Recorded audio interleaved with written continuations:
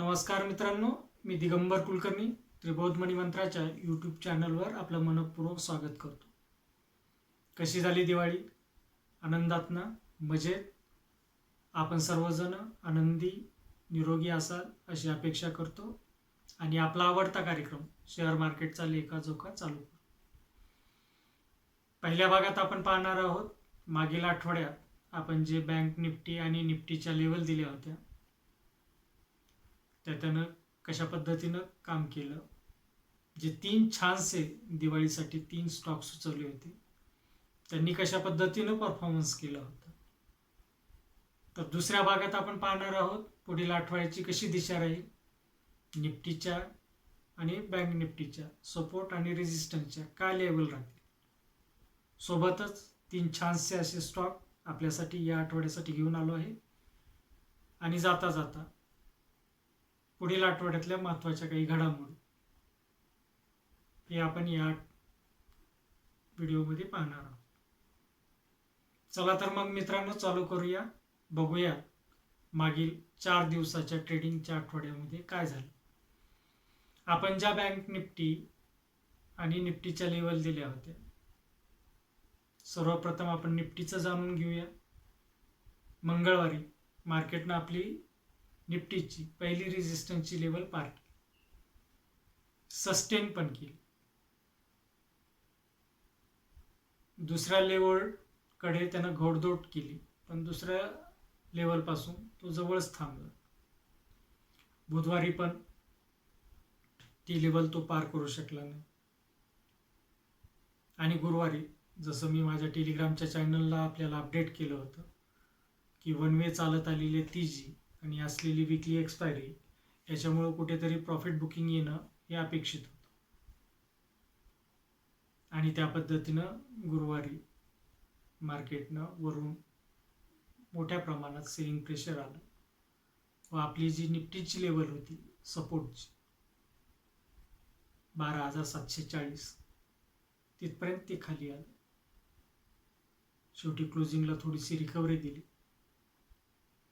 शुक्रवारी सुद्धा मी माझ्या टेलिग्रामच्या चॅनलला आपल्याला सांगितलं होतं की जरी मार्केट खाली ओपन झालं तरी खालच्या लेवलपासून रिकव्हरी येऊ शकते. आणि त्या पद्धतीनं खालील लेवलपासून शुक्रवारी पण रिकव्हरी. FIIचं बाईंग मागील आठवड्यात कंटिन्यू चालू होतं. मागील आठवड्यात त्यांनी 13,000 करोडची गुंतवणूक केली. एकूणच नोव्हेंबरच्या आत्तापर्यंतचे जे ट्रेडिंग सेशन झाले त्यामध्ये 41,000 करोडपेक्षा जास्तीची गुंतवणूक ही FII कडनं झाली. त्याचप्रमाणे DII पण सेल करत आहे. बँक निफ्टी बद्दल आपण बोलायला गेलं तर मंगळवारी त्यानं आपली रेजिस्टन्सची 29,100ची लेवल पार केली. बँक निफ्टी तेवढा वीक वाटत नव्हता पण तरी पण बुधवारी आणि गुरुवारी बँक निफ्टीमध्ये मोठ्या प्रमाणात प्रॉफिट बुकिंग झालं. पण शुक्रवारी खालच्या लेवलपासून बँक निफ्टीनं अतिशय छानशी अशी रिकव्हरी देत परत एकदा 29,000च्या वर घोडदौड कायम ठेवली. मागील आठवड्यात आपल्यासाठी मी 3 स्टॉक सुचवले होते. पहिला होता कोटक बँक, ज्याच्यासाठी बाय रिकमेंडेशन केलं होतं 1776 रुपयाचं.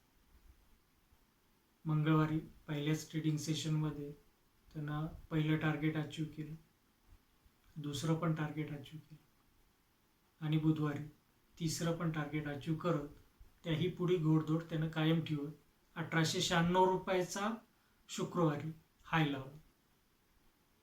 दुसरा शेअर सुचवला होता मी महिंद्रा EPC. 140चं बाय रिकमेंडेशन होतं आपलं. 145चं जे पहिलं टार्गेट होतं ते त्यानं बुधवारी पार केलं आणि गुरुवारी 153चं दुसरं टार्गेट पण अचीव केलं. त्यानंतर परत प्रॉफिट बुकिंग आलं आणि 143च्या आसपास तो रेंगाळला. तिसरं टार्गेट आपलं अचीव झालं. तिसरा स्टॉक सुचवला होता ONGC. त्यासाठी बाय रिकमेंडेशनची प्राइस दिली होती 73 रुपये. पण मंगळवारी आणि बुधवारी तो 73 रुपयाला आला नाही. गुरुवारी 73 रुपयाच्या आसपास आला पण तो तिथं सस्टेन झाला नाही. एकूणच काय तर 3 पैकी 2 शेअर आपले चांगले चालले, तर तिसऱ्या शेअरनं आपल्याला हवं तसं परफॉर्मन्स दिलेला नाही. मित्रांनो, आपणा सर्वांचे मेसेज, काही मित्रांचे कॉल्स येतात. ज्या पद्धतीनं इंट्राडेचे रिकमेंडेशन मागच्या आठवड्यात आपले काम केलं, त्याला जे सर्वांनी प्रोत्साहन देण्याचं काम केलं, त्याबद्दल मी आपला आभार व्यक्त करतो. आणि आपल्याशी एक महत्त्वाची गोष्ट मी शेअर करू इच्छितो. हे जे मी आपल्याला रिकमेंडेशन देतोय बँक निफ्टीच्या आणि निफ्टीच्या लेवल देतो, याचा सर्वात जास्त जो फायदा हा सर्वप्रथम मला होतो. मी जी ट्रेडिंग करतो त्या ट्रेडिंगमध्ये अतिशय मला तंतोतंत फायदा होतो. त्याची मी छोटी झलक आपल्याला गुरुवारी जी विकली एक्सपायरी होती त्या एक्सपायरीमध्ये केलेला ट्रेड एका अकाउंटचा फक्त दाखवलं. अशा पद्धतीने हे मला फायदा होतात आणि आपल्यालाही फायदा होतात. त्यामुळं इथून पुढेही आपल्याला चांगले चांगले बाय रिकमेंडेशन देण्याचं काम मी कंटिन्यू चालू ठेवेन.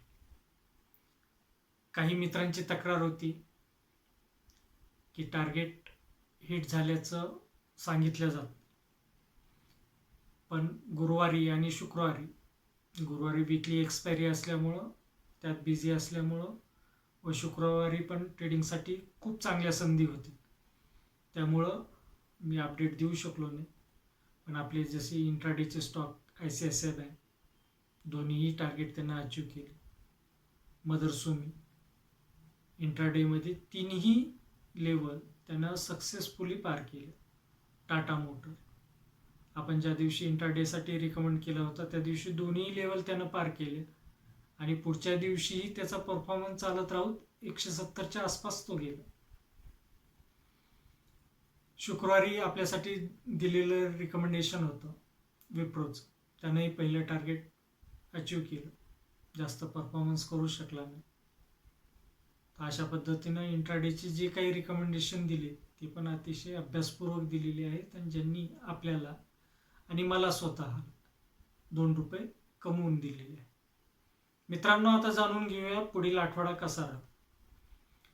FIIचं कंटिन्यू चालू असलेलं परचेसिंग, वॅक्सिन बाबत येणाऱ्या गुड न्यूज, अमेरिकेत परत चालू झालेलं स्टिम्युलस पॅकेजची बोलणी, अशा ह्या चांगल्या पॉझिटिव्ह न्यूज आहे. पण निफ्टी जवळपास आता परत एकदा 13,000 टच केल्यानंतर तो किती सस्टेन करतो हे आपल्याला पाहावे लागेल.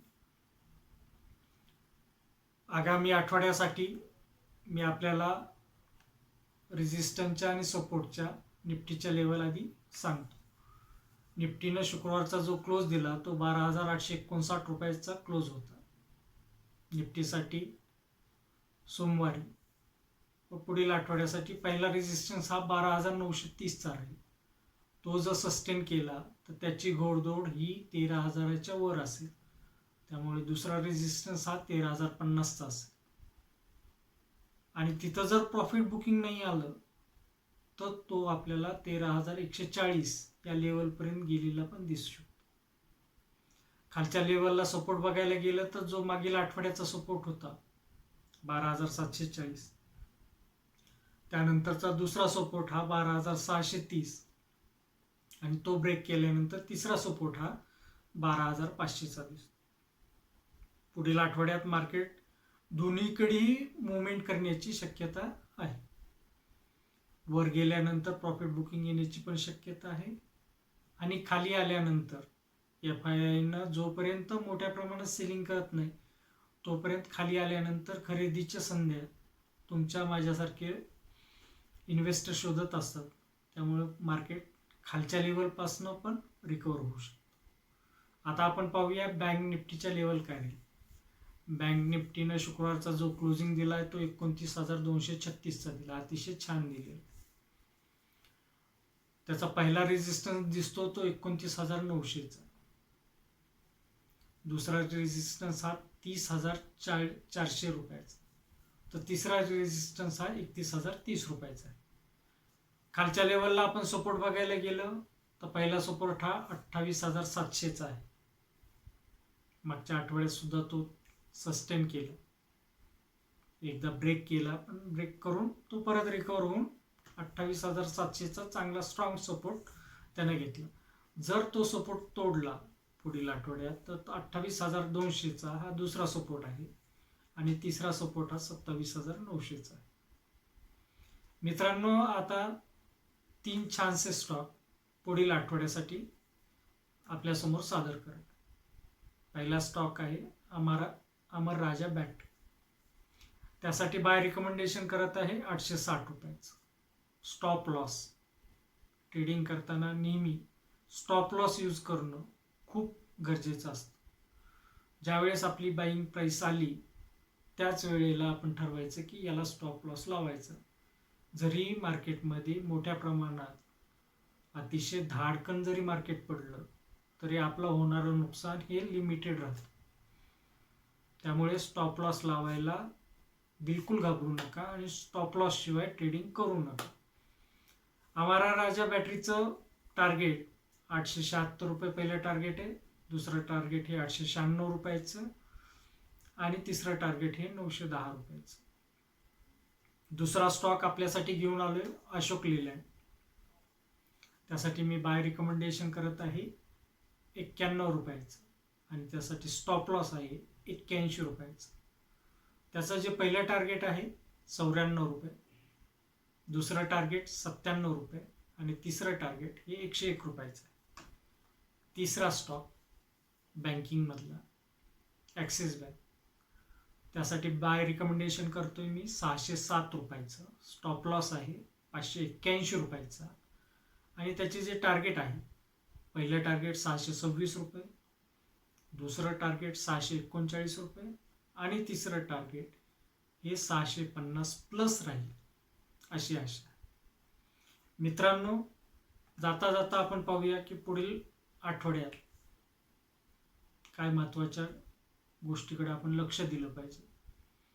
तर त्यामध्ये FIIची ॲक्टिव्हिटी पुढील आठवड्यात ती अजून किती गुंतवणूक करतात का काही प्रमाणात आपली गुंतवणूक काढतात हे पण बघावं लागेल.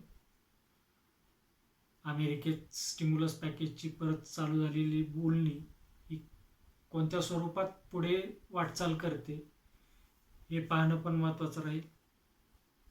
दिवाळी झाली आपल्याकडे. दिवाळीत मार्केटमध्ये प्रचंड प्रमाणात गर्दी होती. त्यामुळं बऱ्याच तज्ज्ञांची अशी शंका आहे की आपल्याकडे पण कोरोनाचे आता केसेस वाढतात का, तर त्यावरही आपल्याला लक्ष ठेवावं लागेल. आणि वॅक्सिनची जी प्रोग्रेस चालू आहे त्याच्या बाबतीत येणाऱ्या ज्या पॉझिटिव्ह न्यूज आहेत त्या कशा पद्धतीने येतात हे पण बघावं लागेल. मित्रांनो, याशिवाय जे काही विशेष घडामोडी असतील किंवा एक ट्रेडिंग डे संपल्यानंतर दुसऱ्या ट्रेडिंग दिवशी निफ्टी आणि बँक निफ्टी कशा पद्धतीचं रिॲक्शन राहील, मार्केटमध्ये घडलेल्या प्रत्येक घडामोडी मी माझ्या टेलिग्राम चॅनलला अपडेट करत राहतो. त्याशिवाय इंट्राडेसाठी जे काही चांगल्या संधी असतील त्याचं पण रिकमेंडेशन ही मी माझ्या टेलिग्राम चॅनलला आपल्याला देत असतो. या व्हिडिओच्या डिस्क्रिप्शन बॉक्समध्ये त्याची लिंक आहे, आपण त्याला जॉईन व्हा, जज करा, अंदाज घ्या, मागील रिकमेंडेशन बघा, व्यवस्थित काळजीपूर्वक बघा आणि आपणच ठरवा की मी देत असलेले रिकमेंडेशन चांगले आहे, आपल्याला 2 रुपये कमाई करून देतात. तर माझ्या या व्हिडिओला आपण लाईक, शेअर आणि सबस्क्राईब करायला विसरू नका.